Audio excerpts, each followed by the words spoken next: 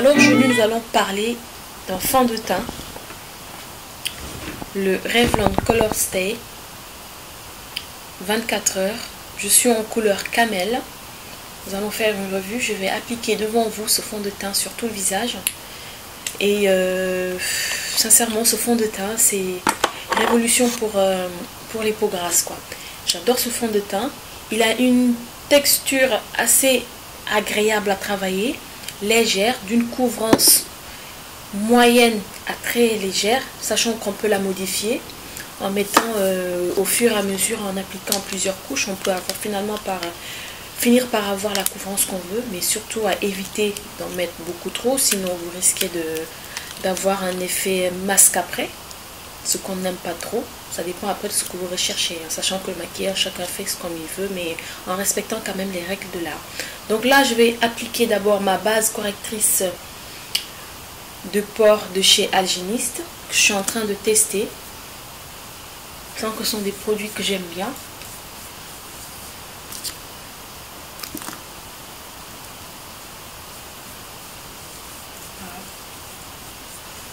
J'en mets bien tout autour.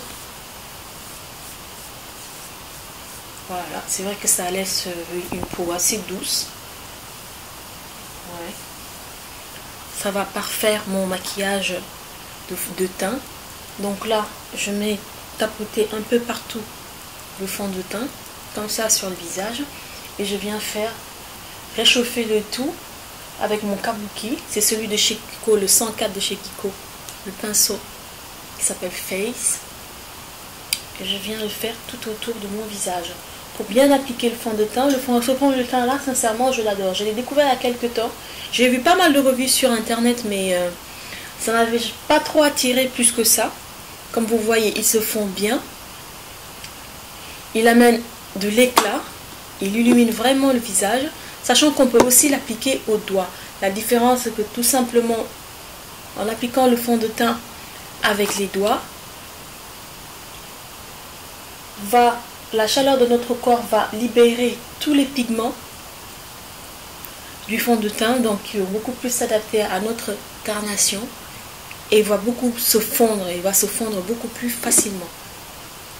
Et le mélange et l'application sera beaucoup plus homogène, sera plus lisse, sachant qu'avec le pinceau, des fois on peut avoir les traces de poils. Et avec les doigts, bien sûr, ça va beaucoup plus vite. Bon, là, je vais insister un tout petit peu au niveau de mon menton parce que j'ai quelques taches. Je vais le tapoter au doigt, bien faire pénétrer le pigment. Et là, ça les couvre légèrement. Donc là, mon teint, il est fait.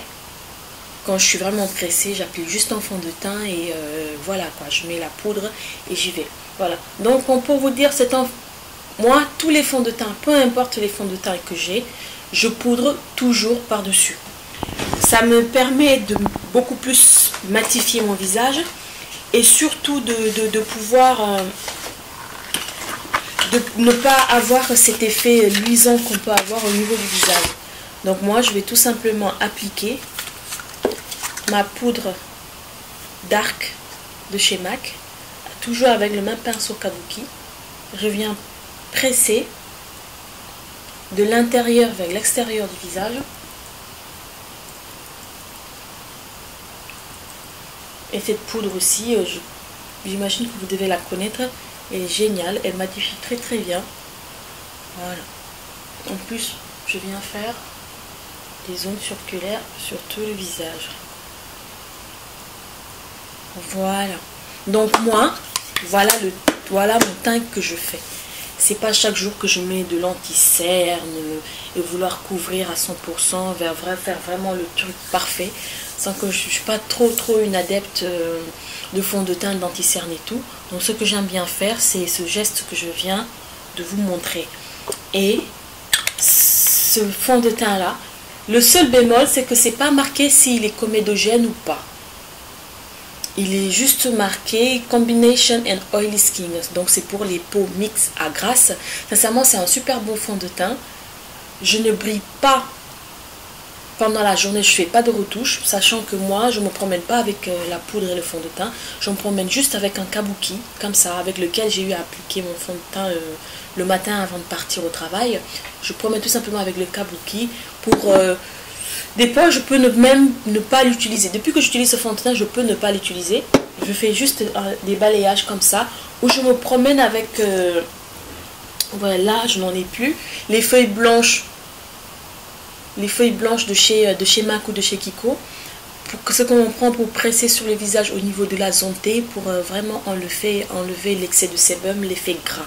Ensuite, je prends mon kabuki, je fais des tours tout autour et là, c'est parti. Donc là, comme je vous disais, sincèrement, pour ce fond de teint, pour les gens qui ont la peau grasse à mixte, pour les gens qui ont la peau très grasse, je sais pas, il faudra d'abord avoir une bonne routine de soins avant l'application de ce fond de teint. Mais je crois aussi qu'il peut marcher parce qu'il n'a pas beaucoup de matière grasse. Il est hydratant, mais je sais pas trop comment dire. Il est hydratant, mais il fait pas vraiment mat comme certains fonds de teint, sachant qu'à la fin quand on l'applique, on fait qu'on a cet aspect de tiraillement au niveau du visage. On ne l'avait pas avec ce fond de teint là, donc je me dis qu'il est tout simplement un tout petit peu hydratant, mais sans effet gras. Et sincèrement, moi j'ai la peau très grasse, mais quand je le mets, je ne fais pas de retouche de la journée. Je ne fais pas du tout de retouche, je suis pas du tout une adepte de retouche, et je mets pas non plus chaque jour de fond de teint. Donc voilà, moi, la routine que je fais chaque jour avant d'aller au travail. Donc là, je vais juste appliquer un blush. Je vais prendre mon blush, la Tawny de chez Bobbi Brown, qui se présente comme ça, qui est un blush qui va à toutes les carnations. Super simple à appliquer. Voilà. Je viens d'abord le concentrer sur les pommettes, comme ça, et je viens l'étirer vers les tempes.